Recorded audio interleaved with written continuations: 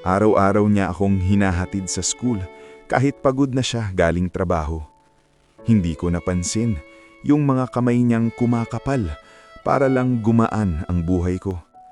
Si Mama, gabi-gabi gising, tinatahi ang uniform ko habang mahimbing akong natutulog. Akala ko normal lang lahat, hindi ko alam, sakripisyo na pala iyon. Ngayon, malayo na ako, busy sa pangarap ko. Minsan nakakalimutang tumawag. Yung mga chat nila mas maikli na, pero yung pagmamahal hindi nagbago.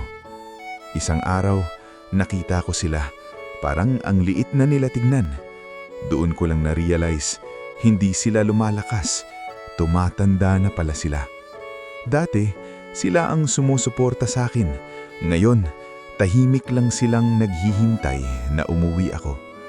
At bigla kong naisip, parang hindi na sapat ang simpleng salamat.